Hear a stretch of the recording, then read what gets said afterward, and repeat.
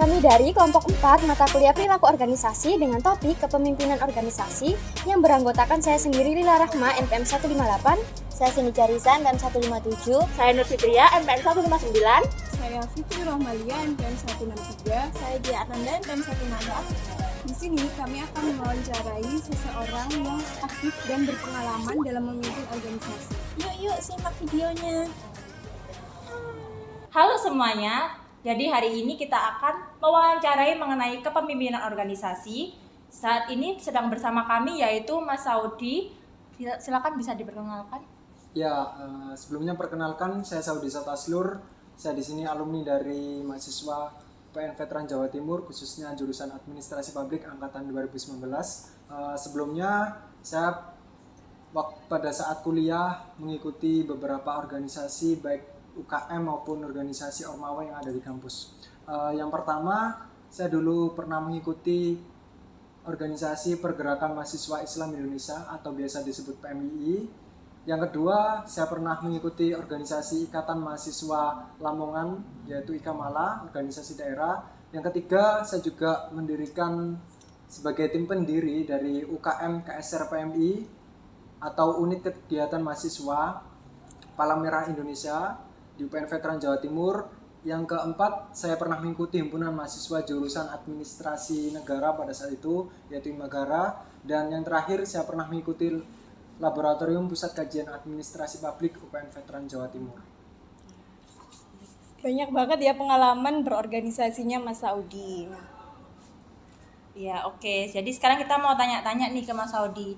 Jadi bagaimana sih Mas Saudi melakukan pendekatan terhadap anggota organisasi dalam membentuk motivasi atau semangat kerja?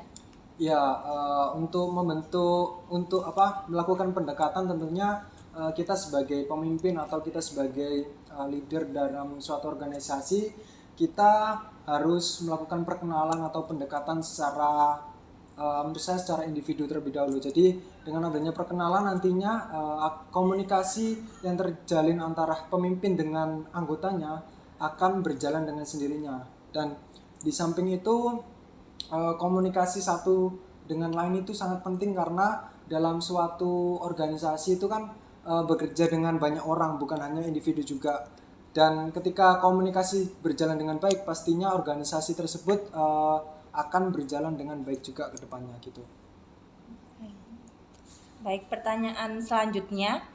Apa tipe dan strategi kepemimpinan yang diterapkan oleh Mas Saudi itu seperti apa yang digunakan dalam mengelola organisasinya? Kalau saya sendiri lebih cenderung suka untuk melaksanakan organisasi dengan tipe atau strategi mengenai humanistik, di mana kita lakukan pendekatan personal ataupun dengan anggotanya. Lalu ketika ada permasalahan, kita juga membicarakan dengan anggota kelompoknya itu. Jadi untuk meminimalisir dari permasalahan tersebut gitu. Baik, oke.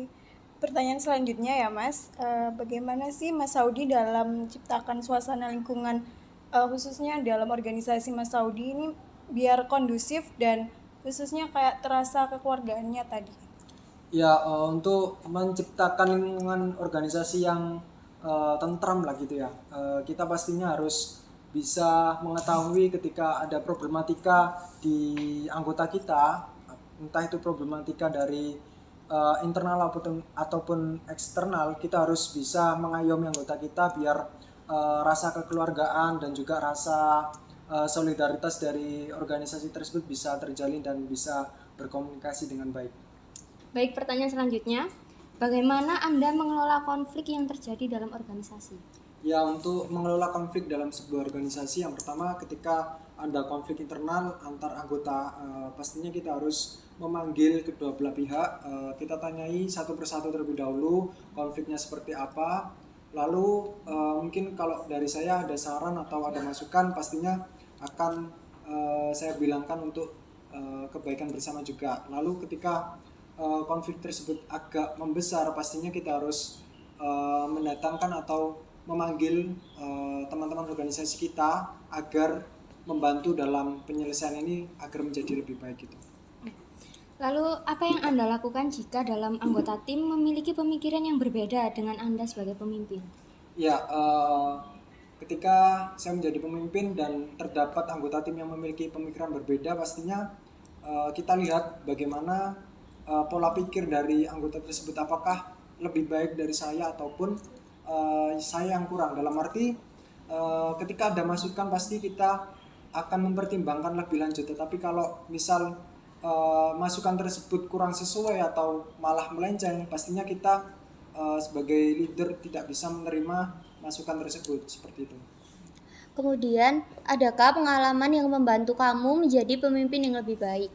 Ya, untuk pengalaman pastinya ada.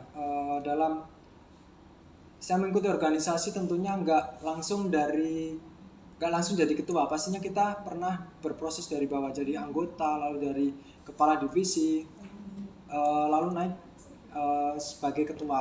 Dan itu pastinya akan menjadi pengalaman tersendiri. Sejak kita menjadi anggota, bagaimana menjadi kepala divisi, bagaimana hingga menjadi ketua, kita juga harus bisa memposisikan diri kita dan juga kita harus bisa menerima masukan dari bawahan juga. Pertanyaan terakhir, apa kunci keberhasilan Anda dalam memimpin organisasi yang Anda pimpin? Kalau kunci keberhasilan dalam memimpin sebuah organisasi menurut saya, ketika ada masukan, ketika ada clash antar internal, kita harus bisa menyelesaikan dengan baik dan dengan tepat pastinya, agar perselisihan itu dapat segera terselesaikan dan juga agar menjadi organisasi ini menjadi tentram dan juga tidak ada konflik tersebut. Baik, terima kasih Mas Saudi atas waktu dan kesempatannya. Oke, sama-sama. Jadi, kesimpulan yang dapat diambil dari hasil wawancara adalah kepemimpinan yang diterapkan oleh Mas Saudi selaku narasumber adalah kepemimpinan dengan cara pendekatan individu atau personal terlebih dahulu, kemudian menjaga komunikasi organisasi yang baik. Adapun strategi yang digunakan adalah strategi humanistik. Nah, itu dia wawancara kami dengan Mas Saudi. Burung Dara Cendrawasih dari Desa Papua. Cukup sekian dan terima kasih. Sampai jumpa.